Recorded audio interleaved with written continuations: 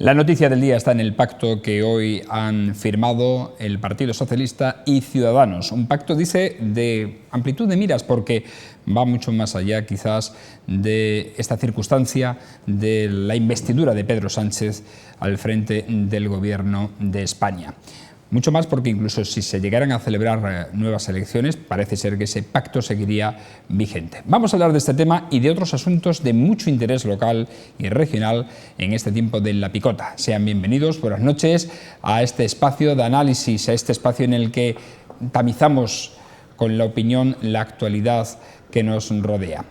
Hoy están con nosotros Antonio Vélez. ¿Cómo estás? Buenas noches. Bien, muy bien, viendo la primavera, oliéndola ya, los inviernos no somos de pro invierno, nos anima la primavera, que ya se huele. Más los que habéis estado en contacto viviendo en el mar o junto al mar, que más todavía. El invierno os lo echáis de menos, no, lo echáis de más. Juan Viera, ¿cómo estás? Buenas noches. Estupendamente, aquí estamos preparados ya para recibir la primavera que se aproxima. Ciertamente, nos vas a contar algo de actualidad sobre la asociación que presides, porque es también de interés y vamos a ver si nos da tiempo a tocar todos los temas y todas las referencias informativas que tenemos aquí, que son muchas. Domingo Hidalgo, buenas noches. Así bien, muy buenas. ¿Cómo estás? ¿Bien? Aquí andamos, a ver qué nos cuentan estos dos contertulios. Y a ver qué cuentas tú también. Seguro que van a ilustrar a la audiencia muchísimo. Bueno, como decimos, arrancamos directamente analizando este pacto que han firmado Ciudadanos y Partido Socialista y PSOE. Por cierto, que le ha enviado un recado hoy Pedro Sánchez a Pablo Iglesias diciendo que un gobierno de cambio no es cambiar simplemente los sillones, por aquello de que sigue insistiendo Pablo Iglesias en ser vicepresidente del gobierno, de ese gobierno de progreso que quiere unir, en el que quiere meter a Izquierda Unida, las confluencias, etcétera, junto al PSOE. Antonio. Bien, es algo que en esta tertulia hemos hablado como una posibilidad. Es decir, hay dos actores que son Rivera y Pedro Sánchez, que tienen un factor importante que es la juventud y el deseo de cambiar las cosas. Y representan, en cierto modo, uno a una parte de una derecha más europeísta, como el caso de Rivera, independientemente de algunas connotaciones que no corresponden al viejo esquema de al ultraacuerdo, el pacto histórico de democracia cristiana y socialismo, cuando Partido Comunista, cuando en un momento determinado había que rearmar Europa. Ahora la situación es diferente, hay mucha deslocalización, hay otro problema, y un partido que ha sido eje en toda la andadura democrática real de este país, desde el 76, desde el 78 con la Constitución especialmente, que es el Partido Socialista Obrero Español. Un partido que tiene una historia de 130 y tantos años. Respecto de los demás, el PP se ha articulado, la derecha española se ha articulado históricamente de otra forma. Desde la transición fue la UCD, el centro-derecha, y que de un momento determinado se fue al garete. Y eso dio lugar a otro planteamiento a partir de APP de PUL, donde confluyeron todos, pero que posiblemente lo que puede representar Rivera, en nuestra opinión, como personas de izquierda, en mi caso, es que represente una arribada de una derecha más europea, y que eso pueda dar lugar al mismo tiempo a un acantonamiento del viejo AP, que era un partido más nostálgico. ¿Por qué digo esto? Porque siendo muy interesante esa salida, el PP tiene a Rajoy en su castillo. Hernando decía el otro día, no lo vamos a permitir de ninguna manera las reformas que se plantean, de ninguna forma. ¿Por qué? Pues porque nosotros hemos ganado las elecciones y vamos a hacer la mayoría de bloqueo del Senado, que esto no vaya adelante. Y entonces, a mí me gustaría que se sopesara esta posibilidad y por qué algunos actores en este juego no están a la altura. Y en la segunda intervención lo diré. Vale, ahora hablamos. Por cierto, que hay que decir que Pedro Sánchez ha hablado de que se han unido centro-derecha y centro-izquierda. ¿Qué nos puedes contar? Yo creo que el pacto que han hecho Pedro Sánchez y Albert Rivera se ha puesto a bombo y platillo y todo lo demás con el interés, con el deseo de tirar de los demás grupos políticos, ¿no? Es lo que comentábamos algunas veces, que es el juego chino del Go, en donde se trata de buscar alianzas poco a poco para aislar, ¿no? En este caso se trata de aislar al Partido Popular porque la idea no es otra cosa que echar al Partido Popular del gobierno y modernizar y limpiar todo el aparato institucional, ¿no? De todas maneras, creo que la época de pactos aún no ha terminado, estamos en el primer tiempo y lo que debería de ocurrir, o al menos creo que debe ser la intención de Pedro Sánchez, es buscar pactos por la izquierda, porque de otro modo le va a dejar un terreno totalmente libre a Podemos. Entonces creo que está bien que haya un desplazamiento hacia la derecha, porque en definitiva los pactos con Ciudadanos suponen un desplazamiento a la derecha, pero también debe, desde mi punto de vista, y creo que eso también lo trabaja el Partido Socialista, hay que buscar alianzas a la izquierda, con Compromís, Izquierda Unida, y bueno, y por supuesto intentar buscar el pacto con Podemos, ¿no? Que Iglesias deje esa arrogancia y esa prepotencia y entre, digamos, en un plano más de humildad para intentar buscar una alianza con el Partido Socialista, ¿no? ¿Consideráis que este puede ser un aviso precisamente para Pablo Iglesias? Es decir, que hay más gente, hay más actores y que no es el único protagonista. Bueno, Pablo Iglesias, por fin ya incluso los medios de comunicación y la actuación del propio Partido Socialista está empujándolo a lo que está fuera del sistema democrático, por mucho que se haya presentado a las elecciones, ideológicamente hablando. Pero aquí hay un actor que se le está relegando a un ostracismo, tanto en medios de comunicación como en la opinión publicada, y es al partido que ha ganado las elecciones, que es el Partido Popular. Cuidado, eso no se nos olvide. Que Rajoy esté amortizado, yo lo veo muy claro que está amortizado, pero de ahí a que el Partido Popular, el partido que... Hoy ha vuelto a decir que va a seguir al frente, no solo reafirmándose en el liderato del Partido Popular, sino que incluso tiene pensado presentarse a unos nuevos comicios en el caso de que se celebrasen. Yo estoy hablando del Partido Popular, no de Rajoy. Rajoy no es el Partido Popular, por mucho...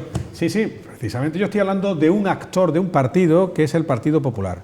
Lo que ocurre es que la dirección nacional del Partido Popular está acreditando que no defiende ideología ninguna, sino simplemente mantenerse en el poder por mantenerse en el poder.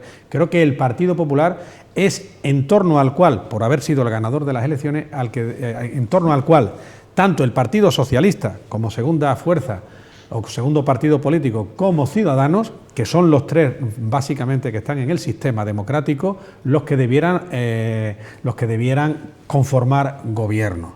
Por eso yo desde aquí digo ya, cuidado, que a nivel de medios de comunicación en general y de opinión publicada también en particular, al Partido Popular, ganador de las elecciones, se le está realizando lo que se llama el ostracismo civil, que a nivel personal sería la muerte civil del Partido Popular. Y el Partido Popular ahí sigue. Y yo no lo descarto, entre otras cosas porque le han votado 7.300.000 españoles. De otra parte, el PSOE está acreditando que le da a los dos palos. Le da al antisistema, porque ese es el plan B del Partido Socialista. No nos olvidemos que a lo mejor lo que está haciendo ahora es un brindis al sol para decir, oye, mira, lo estoy intentando con Ciudadanos, como veis ha sido imposible, nadie me ha votado y ahora sí me voy a hacer de largo caballero, voy a hacer mi Indalecio Prieto, voy a dejar de ser Julián Besteiro y voy a unirme ahora a los antisistemas, a los comunistas, que son los antisistemas, que son los de Podemos, y además a los separatistas de la nación española, a los independentistas. Entonces, claro, cuidado que aquí hay mucho brindis al sol. Vale, Antonio. Sí, bueno, pero eso tiene un matiz. El Partido Popular no ha podido formar gobierno, porque el resto lo rechaza. Hay una opción que puede permitir una cierta normalidad con un paquete reformista importante. ¿Y por qué digo esto? Pues porque seguramente, o con toda certeza, el PP, en su fuerza, debería entenderlo. Porque los pueblos que olvidan su historia están condenados a repetirlo. ¿Y por qué digo esto?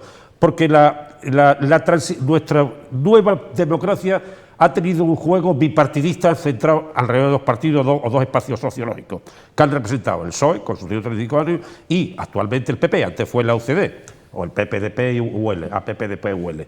Entonces, ¿qué pasó como referencia histórica? La restauración de Cánovas, 1874-75 hasta la Segunda República. Finales de la Segunda República hasta la Primera, final de la Segunda República hasta de Primera República hasta la Segunda República. ¿Qué propició? La alternancia, la rotación, con un monarca constitucional, en principio Alfonso XII, luego Alfonso XIII, luego la regía de María Cristina y Alfonso XIII. ¿Qué propició eso? ¿Cuál era la norma de lealtad, de honorabilidad? Cuando un partido conservador o liberal había una tropelía, fallaba, automáticamente daba paso al otro. Y ese partido que había cesado, que había salido de la escena, de la primera línea de la escena, se preparaba para resurgir en su momento como el ave fénix de su ceniza, se limpiaba. ¿Cuál es el problema de correspondencia aquí en un proceso constitucional, en una democracia en la que también se juega a dos ejes, a una vía bipartidista que ha funcionado bien? Pues sencillamente una cuestión. Rajoy desde su castillo, cuando salieron los papeles de Bárcena, Rajoy se tenía que haber ido, haber creado una crisis de gobierno. Quizás la monarquía tenía que haber intervenido, tenía otros problemas y no intervino, posiblemente. En base a la Constitución, el rey es árbitro, aparte de jefe de las Fuerzas Armadas, y tenía que propiciar la salida de Rajoy y una alternancia de otro partido o el mismo partido. Eso es lo que ha impedido Rajoy en su encastillamiento. Y lo que tenía que hacer Rajoy es simplemente permitir la formación de gobierno PSOE Ciudadanos con la abstención de Podemos, con que Podemos rearme la izquierda, más a la izquierda, y que el PP se recupere y esté a la expectativa dentro de un año, de una moción de censura, de lo que sea. Pero ahora tenía que hacer honorablemente lo que haría en la restauración canovista o en la intencionalidad honorable de la restauración o de la nueva etapa democrática, permitir ese gobierno, quedarse en la oposición y regenerarse y empezar la nueva etapa dentro de un año o de dos. Sí. Está claro que el PP ahora mismo está aislado. El único que podía pactar con el Ciudadanos, y ya su secretario de Comunicación dijo que mientras que estén esos casos de corrupción, el PP va a estar aislado.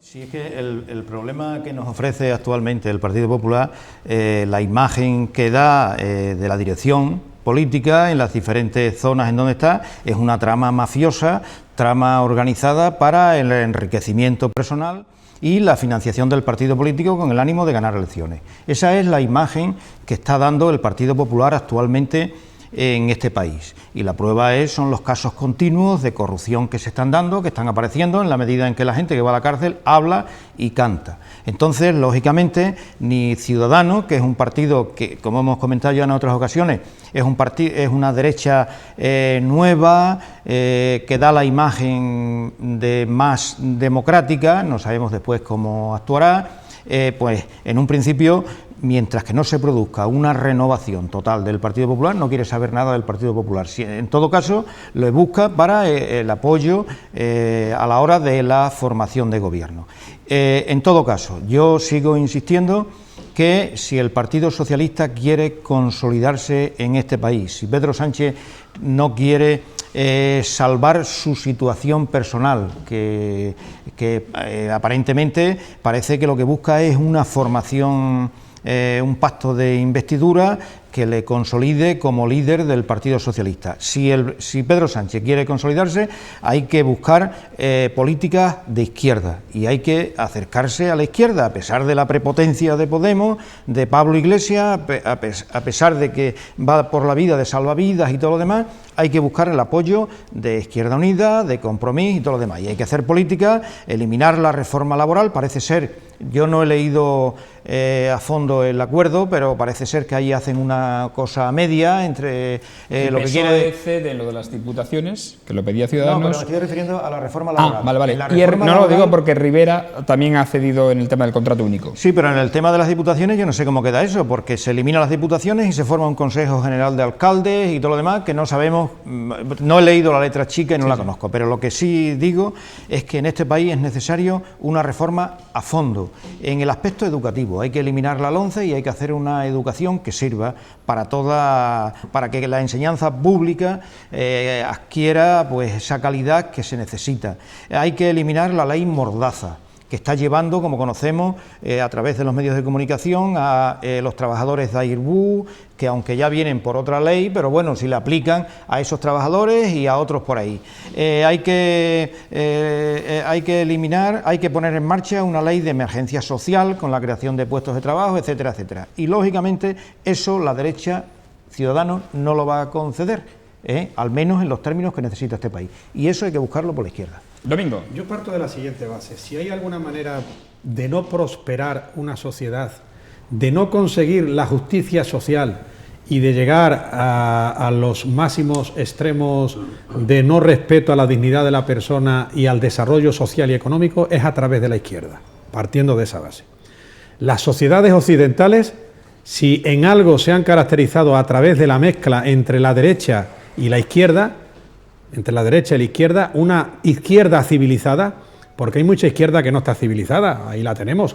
Podemos, no nos tenemos que ir muy lejos, que se está basando en Irán y en Venezuela. El Partido Socialista está en ese dilema. El Partido Socialista, y volvemos a la historia, tú has hablado de historia, Antonio, el Partido Socialista está en el dilema de qué quiere ser el Partido Socialista, un partido tan antiguo, un partido de Largo Caballero.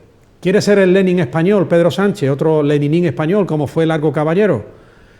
¿Que quiere ser el de Indalecio Prieto, el que no permitió la convivencia entre los españoles? ¿O quiere ser Julián Besteiro? Yo, cariñosamente, a mi buen amigo Antonio le digo Julián Besteiro, que tiene que ser Julián Besteiro, te lo agradezco mucho. Porque Julián Besteiro fue una persona, el gran valedor de Julián Marías, fue jefe de gabinete suyo, el equivalente a jefe de gabinete suyo, Julián María de Besteiro. Pues Besteiro fue una persona que quería la convivencia entre los españoles. Entonces, lo he dicho más de una vez aquí, el Partido Socialista tiene ahora un hito histórico, y es que mire al lado bueno, y que no mire al lado equivocado. ¿Por qué? Porque el lado equivocado es mirar otra vez al comunismo, mirar otra vez a repetir la historia. No significa que se repita porque vaya a haber enfrentamientos, sino volver ideológicamente a ideologías que ya han pasado de moda. O vámonos, a mí no me parece mal un pacto PSOE-Ciudadanos. Lo que vengo a decir es que hay que respetar al más votado, por eso incluyo al PP. Por eso lo incluyo. Hay que a ver qué pasa ahora con el PP, lo digo porque efectivamente las reformas que se plantean, los 5 puntos básicos que planteaba Ciudadanos y que el PSOE ha otorgado. Los puntos, ¿eh? Sí, pero muy breve, porque no tenemos tiempo. Lo digo porque hace falta la participación del Partido Popular. Digo que hace falta la participación del Partido Popular para que sean aprobados, porque recordamos que son 3/5 lo que se precisa para la reforma constitucional. Y también 3/5 en el Senado, y tiene mayoría absoluta el Partido Popular. Un minuto, por favor, muy rápido. Por cierto, que Sánchez ha hablado del contrato, de la derogación de la reforma laboral a la que tú hacías referencias, aunque el pacto escrito no lo refleja. Exagera, Domingo. Exagera con correlacionar en ese aspecto el momento que hablabas de Julián Besteiro, que por cierto era tan buena persona que lo engañaron con el golpe de Casado de mala manera, y luego la represalia fue feroz. Él fue feroz, pero en fin, era un hombre de entente, es verdad. Es verdad. Pero yo Gracias creo que a él acabó la guerra civil. Pero al margen de eso, y se lo pagaron muy mal, al margen de eso, Domingo, yo creo que exageras.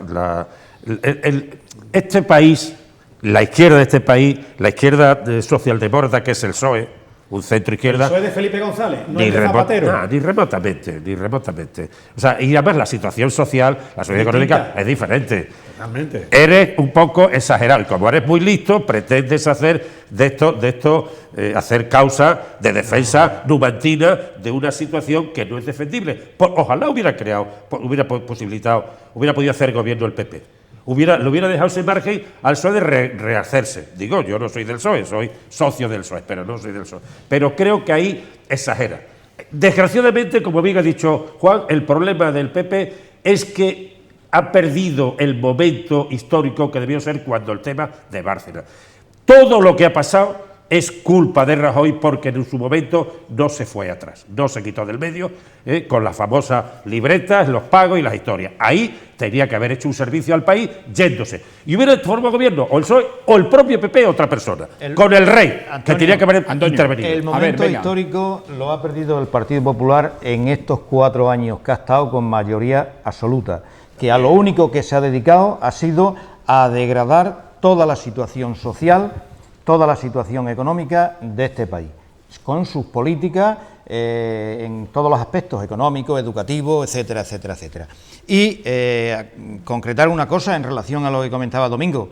Efectivamente, Julián Besteiro siempre abogó por la convivencia de los españoles, pero no hay que olvidar que quienes destrozaron la convivencia de los españoles, quienes llevaron a la situación de guerra civil, fue el golpe de Estado organizado por las derechas españolas, por la CEDA, con el apoyo, lógicamente, ejecutivo del ejército español, que en su inmensa mayoría pues tenía un carácter totalmente fascista en aquellos momentos. Vengámonos 75 años más acá, vamos a la guerra de la actualidad. No nos remontemos, es que vamos a entablar un debate sobre la guerra civil. Sí, pero que claro, que aclarar eso respecto a Julián Besteiro. Aclarar. Quien rompe la convivencia, hay que quedarlo bien claro, los que fueron contra la legalidad democrática de este país, que fueron estos sectores ligados a la CEDA y el ejército. En cuanto a la situación actual, indudablemente se necesita una aritmética parlamentaria que no hay ahora mismo, que no la tiene Pedro Sánchez ni Ciudadanos. Y por otro lado, esa aritmética parlamentaria hay que buscarla. Se puede buscar, como está haciendo Ciudadanos, intentando buscarla a través del Partido Popular para que se abstenga tal y cual, o bien se puede buscar en el otro sector, que es donde hay, desde mi punto de vista, es donde la tiene que buscar el Partido Socialista, en la izquierda, porque lo va a necesitar para las políticas de transformación social en España. Domingo. Desgraciadamente, el régimen republicano en la nación española se identifica con desorden, violencia y falta de libertades. Según tu opinión. Creo, no, según, históricamente, donde empezó la guerra civil, un poco, yo me gustaría que examinaras la historia, empezó, yo no me meto. Es que estamos en un tema tan bonito y tan de actualidad como es el pacto, lo estáis desvirtuando con la memoria histórica. El error de Casavieja. Yo no puedo. El error de Casavieja y se acabó. A ver, venga, vamos a si no cambiamos de tema. Iba a decir, y el asesinato de Calvo Sotelo y se acabó. Y saquemos ahora el golpe de Estado de la ultraizquierda y de la izquierda del año 34, mal conocida como Revolución de Asturias. Asómate a ese perfil. Dicho esto, el PP, desgraciadamente, a quien se le está sometiendo a una situación de muerte pública, ostracismo, de aislamiento por parte de los medios de comunicación en general, porque además todo lo que ha hecho el PP mal a nivel de corrupción, que ahí está, pero parece que no hay otra corrupción, está muy mal y hay que sacarla. Pero no solamente la corrupción del PP, es ahora mismo noticia de alcance como pueda ser lo de Rita Barberá, que a Hernández Moltó le han condenado a 2 años de cárcel por como presidente de la Caja Castilla-La Mancha, ese exdiputado y muy relevante miembro del Partido Socialista. Pues no, es otra noticia. No, yo lo que quiero es que se saque todo. ¿Por qué? Porque en esta nación, como en todos los sitios, parece que lo único que ocurre es lo que se publica. Con lo cual, entonces, si los medios de comunicación están empeñados en llevar al ostracismo al PP, a fe que puede que lo consigan o no.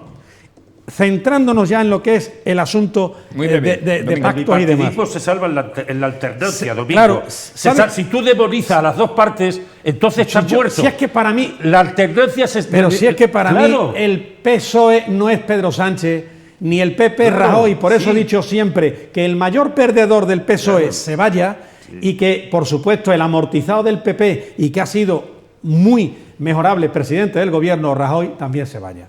Bueno, vamos a hablar ahora de otro tema. Esto daría para mucho, indudablemente, pero el tiempo nos apremia y tenemos grandes bloques sobre los que analizar y sobre los que hablar. A nivel local, como sabéis, ha salido publicado en un diario y ayer hubo ya una contestación oficial por parte de la viceportavoz del Grupo Municipal del Partido Popular, Raquel Bravo, acerca de la exigencia de la parte proporcional de la paga extra de 2012 que no cobraron. Cambio de tercio total, ¿eh? Totalmente. Que no cobraron en 2012, concretamente 7 ediles. Además, o sea, 6 ediles, perdón, más Balastegui, que entonces era consejero. Y además del personal, indudablemente también de confianza al que pertenece Balastegui. Se le ha contestado por parte del gobierno municipal, hoy concretamente, en este miércoles, el alcalde diciendo que va a estudiar ha solicitado, mejor dicho, un informe jurídico, si tienen o no tienen derecho a solicitar esta paga extra. Recuerden ustedes que ayer ya le dimos un adelanto sobre el tema, y es que el Partido Popular dijo, bueno, los seis ediles más Balastegui han dicho que no se trató de una renuncia, sino de un aplazamiento, al igual que ocurrió con los funcionarios. Ayer ya le contestó Mercedes Carmona diciendo que lo honesto hubiera sido que renunciaran como políticos que son, y hoy el alcalde Antonio Rodríguez Osuna ha manifestado que va a solicitar un informe jurídico para ver o no si le corresponde legalmente esa paga extra, ese 25% de la paga extra de 2012. Antonio. Sí, aparte de la sordidez del asunto que espanta, que inquieta, una trascendencia subliminal también este asunto, y es la transmisión a la opinión pública de que no se perdona nada y de que los políticos en el ejercicio de su función desde una concejalía van a saquear las arcas municipales. O sea, esa es la transferencia subliminal de este asunto. Es decir, que no se perdona nada. Si en un momento de crisis alguien tiene que dar un paso adelante, pues no. Y ahora, con carácter retroactivo, se demanda un tema en el supuesto de que eran funcionarios, de que eran empleados. Bueno, pues yo creo que eso tiene muchas connotaciones, todas ellas tanto inquietantes, que añade además un plus, como bien decía Juan, a la visión que se tiene del PP como elemento depredador de la cosa pública, de las arcas públicas. Pero además inquieta en otra medida. O sea, esto no contribuye para nada a la imagen que se tiene del PP. Añade más elementos a toda la sordidez generalizada. Pero añade otro tema terrible ante la sociedad. Y es que se ha hecho de la política, de la acción pública, por encima de los compromisos románticos, sociales, de retos de defensa, románticos en gran medida, pues se ha hecho un oficio, una profesión. Tampoco luce mucho que el gobierno actual municipal, dicho con todas las consecuencias, entre en ese juego, es decir, que vamos a, pues si está en la conciencia o en el debe de quienes toman esta iniciativa a toro pasado. Y realmente es preocupante, porque demuestra que la política, para mucha gente, ha sido un factor estrictamente profesional y no de compromiso apasionado o romántico. Domingo. Yo creo que todo lo que sea, todo vale contra el PP. Creo que has dicho que son depredadores de las arcas públicas. La frase ha sido brillante, ¿eh, Antonio? Te lo reconozco. Hombre, vamos a ver. Cuando alguien se dice, es que los políticos debieran de cobrar un sueldo y atenerse a ese sueldo y no cobrar en otras actividades. Bien.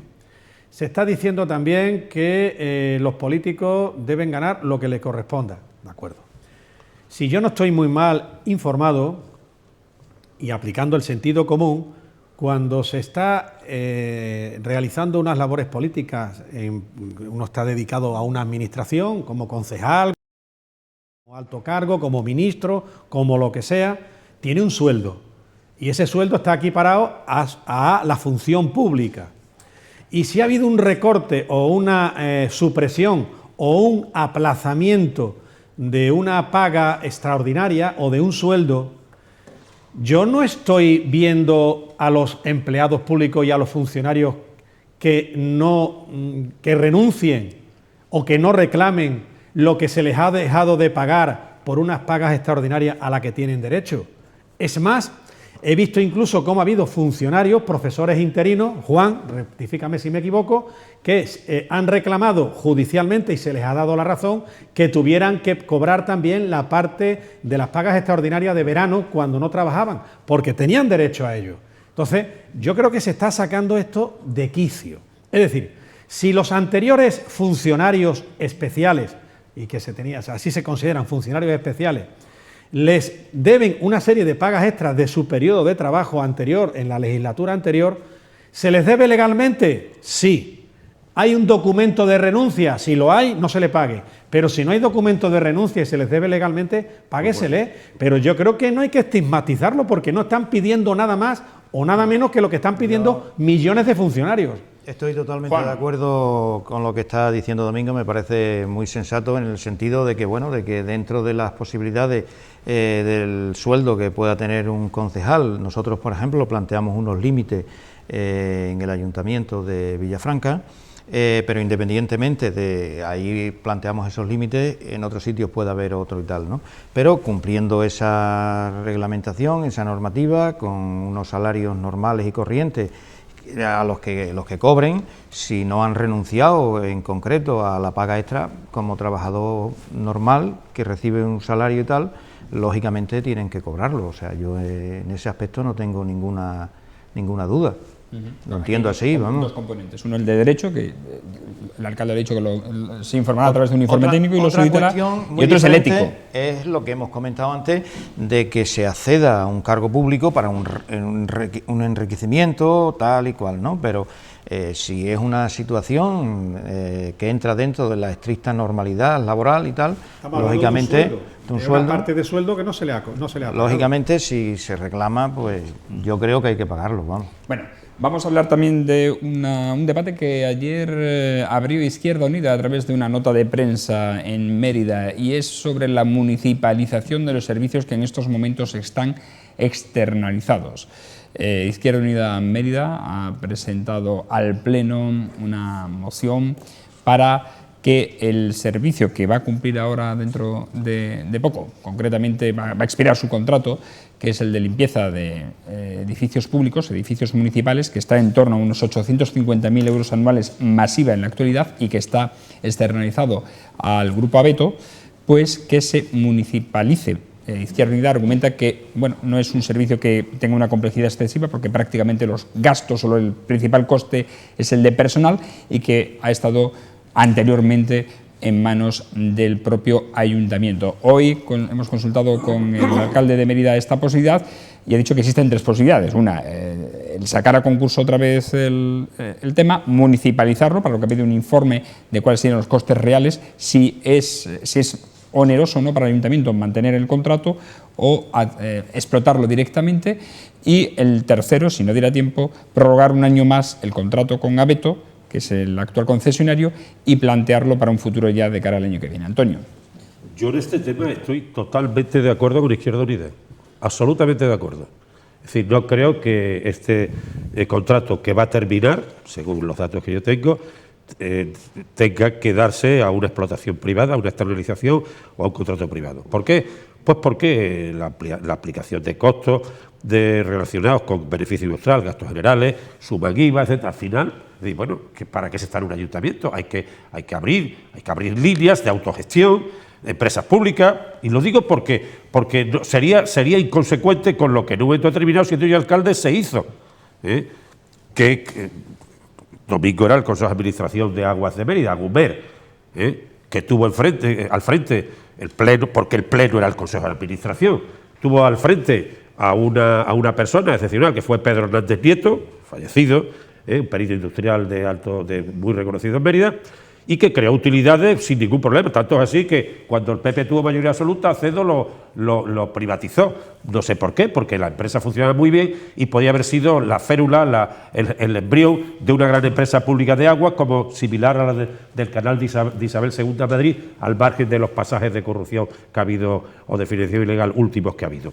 Quiero decir que yo en ese aspecto defenderé siempre siempre, y de CESIES lo tenemos muy claro, la gestión directa de los servicios a través de directos de los ayuntamientos, porque, primero, propicia ahorro, propicia calidad de trabajo, porque las empresas ya sabemos a qué están. La mayor parte de las empresas de ese nivel, a explotar a los trabajadores o a no ampliar trabajadores, como en el caso de Vestalia, aquí con los parquímetros, etcétera, etcétera, donde autobuses, parquímetros tienen los mismos empleados que tiene el ayuntamiento, no han creado ni un empleo. Por lo tanto, nuestra posición de CESIE es tajantemente en favor de la gestión directa de estos servicios. Y en ese sentido, lo que damos muy claro que es favorable, sería muy favorable a los intereses del ayuntamiento, porque para eso pagamos a los ediles, para que se rompan la cabeza estructurando vías que puedan suponer ahorro y mejores condiciones y ampliación de nóminas de trabajo. Por lo tanto, en este tema apoyo totalmente el planteamiento que ha hecho Álvaro Vázquez como Izquierda Unida en el ayuntamiento. Domingo. Un pequeño recordatorio, efectivamente, yo fui presidente de Aguas de Mérida y recordarás, Antonio, que los del Consejo de Administración no cobrábamos ni una peseta. Ni una peseta. Ni una peseta, pero ni dieta ni nada parecido. Me acuerdo que teníamos las reuniones a las 8 de la mañana del Consejo de Administración con la prensa delante, era todo muy sui generis, pero bueno, quiero decir con esto... Con la prensa delante. Sí, todo el Consejo de Administración se hacía puertas abiertas, ahí están las actas y está todo, y están las hemerotecas.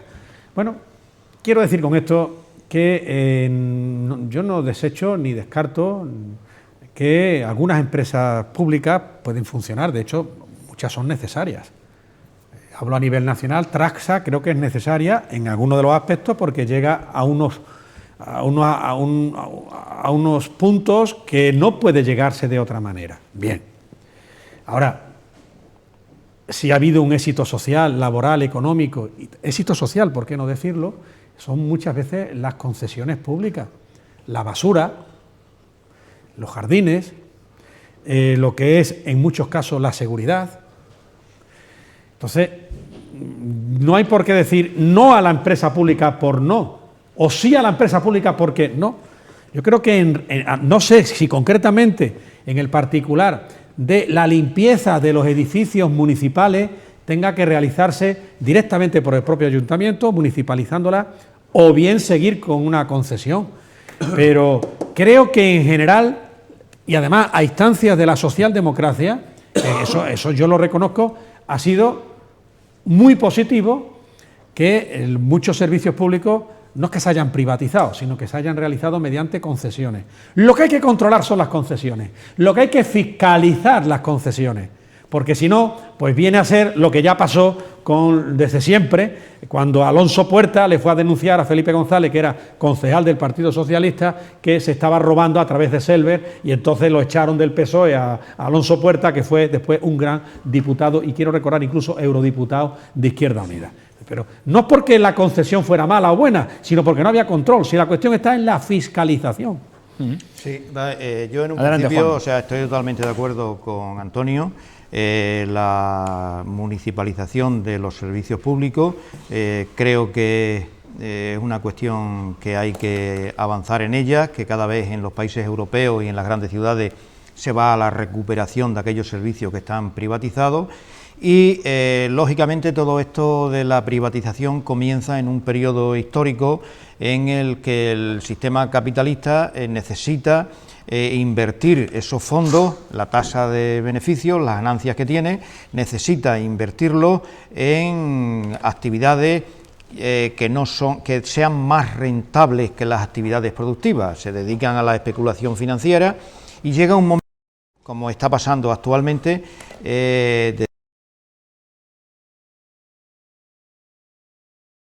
al beneficio y todo lo demás. Y así pues se va a la privatización de las aguas en muchos lugares, se va a la privatización de la sanidad, se va a la privatización de la educación, etcétera, etcétera. Y lo que hay que tener en cuenta es que por la ineficacia de lo público hay que superarlo, que no se trata de que la iniciativa privada aporte más eficacia, aporte más calidad. De lo que se trata es de, dentro de los servicios de los ayuntamientos, del Estado, conseguir que lo público funcione, porque todos sabemos el problema que hay con aquellos trabajos que dependen del Estado, que dependen del Ayuntamiento y todo lo demás, que bueno, como esto es público, bueno está. Pero, indudablemente, hay que avanzar en la municipalización de los servicios y recuperar todo aquello que se ha privatizado, por el bien de la ciudadanía, porque los costes laborales son mayores, porque los precios son mayores, porque el acceso a lo universal desaparece, etcétera, etcétera. Una última ronda, muy breve. Aquello que se llamó, es verdad lo que dice Domingo, se dio llamar los impuestos reformistas en aquel momento. Aquí en Mérida tuvimos un ejemplo, fue el Bersema. Eran transferencias, llamémosle, de fórmula de acción, de gestión, transferidas de Europa, de la socialdemocracia, muy habituales. Pero claro, no es lo mismo en los comportamientos, Domingo, europeos en general respecto de la cosa pública, intermediados incluso con el control ciudadano muy directo, y ahí está Holanda, que en Extremadura, o sea, que en España quedaron un poco en los juegos de la corrupción. Triunfó el modelo privatizador, triunfó. Alonso Puerta y otra gente perdieron la batalla y fueron barridos y imperó el modelo de privatización. Todos los ayuntamientos de un sitio y de otro. Algunos estuvimos en contra de ese tema. Yo me tragué ese Bersema, pero en cuanto pude municipalicé el agua y creé la empresa. Hice reserva de derecho de gas, pensaba turbinar el río. Que ahí está el gran juego del ahorro en las empresas instrumentales, porque es una connotación de la socialdemocracia europea importante, a pesar de que en unos tiempos se ha ido por otra vía, cuando creíamos que todavía hemos tocado el paraíso y que esto estaba resuelto. Hay que cambiar de opinión, hay que recoger vela sobre la experiencia, y yo creo que la cosa pública debe ser más, la gestión pública de los servicios públicos es más importante, más interesante desde el control municipal. Yo lo seguiré haciendo así. ¿Contestas, Domingo? No, vamos a ver. Si es que no hay que machacar ni a lo público ni a lo privado. Depende de los momentos, depende de los sitios, incluso depende de los municipios. Correcto. Pero, hombre, no es menos cierto que los servicios públicos está demostrado que en Europa se pueden llevar por gestión directa de la propia administración o por gestión a través de una empresa mediante una concesión. Lo que sí te cojo el guante y lo hago mío es que aquí han fallado. Aquí no somos europeos, desgraciadamente. ¿Por qué? Hombre, pero si nada más que hay que ver las ciudades, vete a una ciudad europea digna, a ver qué de perros hay en la calle. Y sobre todo, ¿quién se atreve a ir con un perro a que se cague en la calle? Vamos, es que queda fatal. Sin embargo, aquí parece que dan puntos. Quiero decir, aquí la educación ciudadana es la que hay. Pero y somos Domingo, y no nos olvidemos. Domingo, privatización, fiscalizar. Privatización y corrupción han sido. No, sí, porque sí. la fiscalización, privatización y corrupción no necesariamente. Domingo. Y sobre todo, es el juego. Pero Venga, sobre todo, vamos a dejar que termine Domingo. muy rápidamente, lo que vengo a decir es que si no hay fiscalización, si nadie alguaciliza al alguacil, pues vosotros me diréis, ¿por qué los bancos a veces funcionan tan bien?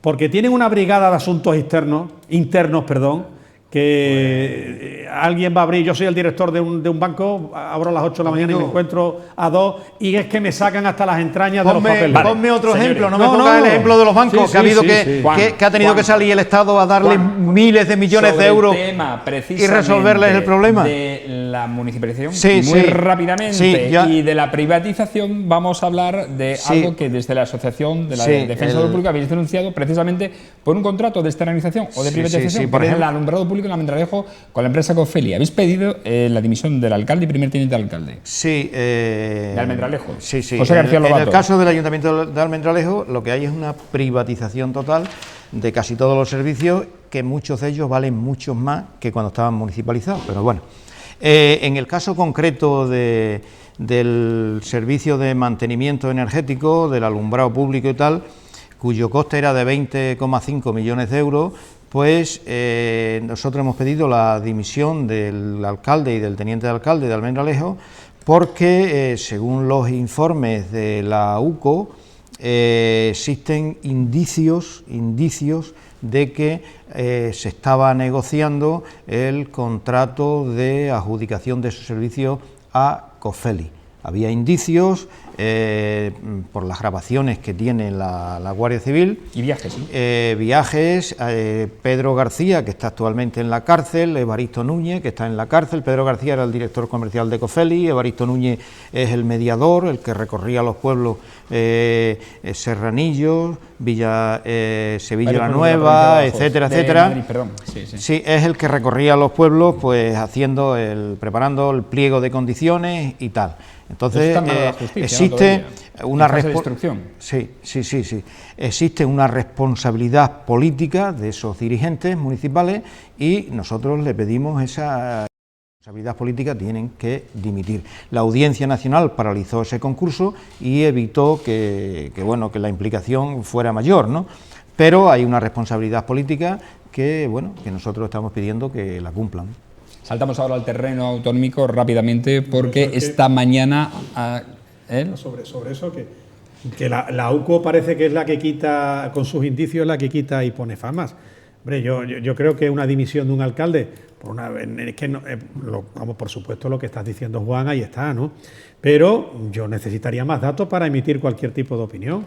No basta el hecho de que no sé cuál es el caso de Almendralejo que haya sucedido. Yo no veo que haya casos concretamente en Almendralejo, porque la UCO ha hecho un indicio que dice que, y entonces hay una gente de Serranillo y otro que va preparando un pliego. Pero bueno, Domingo, la UCO tiene ha seguido los teléfonos intervenidos tiene las conversaciones de los dirigentes de Cofeli con los dirigentes municipales. Yo no sé los indicios. En donde se hablaba de la preparación, en fin, existen una serie de elementos. Yo creo que una responsabilidad política debe ir cuando hay ya materia concreta, ¿no? Porque es que, vamos a ver, el Estado puro no existe. Es decir, aquí el que esté libre de pecado que tire la primera piedra. Y no seré yo el que diga que la Guardia Civil está al margen de la política, ¿eh? No seré yo el que lo diga. Quiero decir, la Guardia Civil tiene mandos políticos, igual que la Policía Nacional. Y no seré yo el que diga que la Policía Nacional y la Guardia Civil no se meten a veces en política e intentan quitar y poner, no como tal, sino, hombre, que ya sabemos los escándalos que ha habido aquí, que han sido amplios a lo largo de toda la democracia, ¿no? Bueno, vamos a saltar, como hemos dicho, al terreno autonómico porque esta mañana a las 9:30 de la mañana Podemos ha registrado su enmienda a la totalidad a los presupuestos autonómicos que ya están tramitándose en la Asamblea de Extremadura. Preguntado a Álvaro Jaén, coordinador y portavoz del Grupo Podemos Extremadura en la Asamblea, sobre precisamente cuál es la justificación de esa enmienda a la totalidad, ha dicho que el problema está en los ingresos, no en los gastos, es decir, no en la distribución de los gastos sociales, etcétera, no, sino con los ingresos. Bueno, parece que son insuficientes, digo, los 83 millones de euros que se ha ampliado con respecto al proyecto que se presentó en el mes de noviembre para Podemos. Hombre, a nosotros desde CIES este tema nos ha preocupado porque defendíamos una posición, en el sentido de que Podemos, que apoyó la investidura de Guillermo Fernández Vara, tendría que haberse implicado, no en orden a lo que pasaba en Madrid, sino a la realidad de aquí, con mucho más despliegue de conocimiento de esta realidad, de una manera mucho más decidida. Porque la referencia de 12, 18 millones arriba abajo no determina una posición a la hora de, sobre todo, de tomar una decisión en segunda ronda de presupuesto sobre la base de que hay una autoridad fiscal, de que hay un control en el gasto en el Estado de las autonomías, que tenemos taca-taca, valga la expresión, que estamos tutelados, que estamos controlados.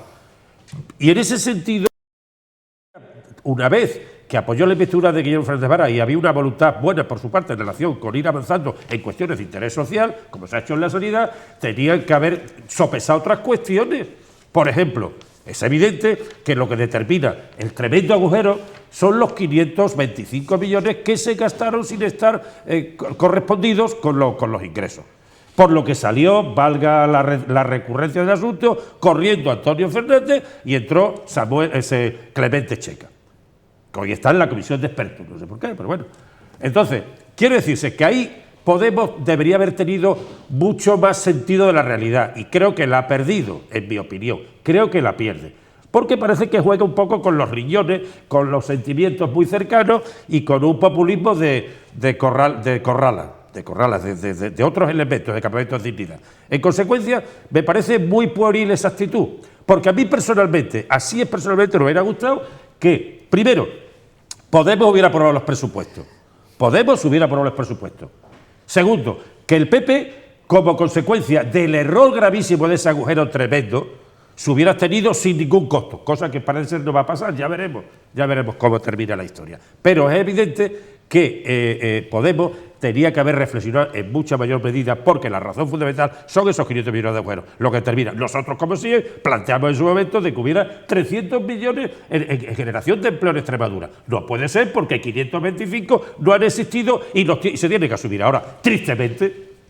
A ver, Juan, sobre Podemos, sobre esta Yo no sé, la verdad es que no tengo las ideas muy claras sobre la posición de los diferentes grupos políticos, ¿no? Antonio, quizás, que está más metido en el ambiente con una relación directa, puede responder un poco a las cuestiones que planteo yo, ¿no? A mí me gustaría que hubiera habido una negociación directa entre el PSOE y Podemos, y esa negociación sobre una serie de cuestiones como son la renta básica, como son la pobreza energética, porque negociación ha habido directa. Sí, pero lo que yo no sé es si las cantidades que se recogen son superiores a las que había consideradas inicialmente y que daban respuesta a los problemas que tiene la gente en Extremadura, ¿no? Eso por un lado, y por otro parece ser que, según he leído en la prensa y es el planteamiento de Podemos, es que el Partido Socialista se ha, digamos, subordinado, ha aceptado la inmensa mayoría de las propuestas del Partido Popular con el ánimo de buscar el voto positivo o abstención, en definitiva el voto positivo para que los presupuestos se aprueben. Por lo demás, no tengo una información como para tener una opinión sobre la posición de Podemos, ¿no? Domingo. Yo saco la conclusión de que Vara, el presidente autonómico, está mirando para el lado democrático. Y a Vara, que fue Podemos, evidentemente aprovechó el PP esa coyuntura, fue Podemos la que le echó los presupuestos para atrás, ha demostrado mucha cintura a Vara. Creo que también el Partido Popular, ciertamente. Y Vara se ha asegurado los presupuestos, es decir, la aprobación de los presupuestos. Y con eso consigue un éxito político verdaderamente certero. Ahí van a estar aprobados. No creo que sea con el voto a favor del Partido Popular, pero sí cuando menos, y naturalmente con la abstención. Y a mí no me parece mal, porque eso significa que se pueden llegar a acuerdos y por el bien común, pues todo el mundo hacer cesiones. Y para mí la más importante políticamente hablando es que Vara coge el camino de la democracia, no es que no fuera demócrata, sino que no se pone a filtrear o a coquetear con partidos que están al margen del sistema democrático. Y todo por ideología, claro. Ahora bien, yo estoy con Podemos en una cosa, podría decir. Me gustaría más ingresos, claro que sí. ¿Y a ti, Fran, no te gustaría ganar más de lo que ganas? ¿Y a ti, Juan, no te gustaría ganar más? ¿Y a Antonio y a cualquiera le gustaría ganar más de lo que gana? El que gane mucho o el que gane poco, pero a todos nos gustaría ganar más. Entonces estoy en eso con Podemos. Ahora, después está el sentido de la realidad. Aquí no se trata de pedir la luna, porque a lo mejor la luna no nos la van a traer porque es imposible. Mira, aquí en España y concretamente en las autonomías, lo que hemos de pensar es en menos gastos, porque si hay menos gastos se compensan y sobre todo con un presupuesto que sea real. Vale. Estamos fuera de tiempo. 30 segunditos. 30. No, yo he leído el texto de la enmienda de la totalidad. Se habla de engaño, de pacto a priori, de 3 y pico % de bajada. Y ayer le escuchaba de la posibilidad de hacer alguna iniciativa de carácter judicial respecto de, que es una cuestión, los presupuestos tienen una entidad política, también formalista, tecnocrática. Creo que Podemos ha demostrado bastante candidez, bastante ignorancia, bastante falta de conocimientos de un territorio que tiene unas problemáticas de mucho calado, de muchísimo calado.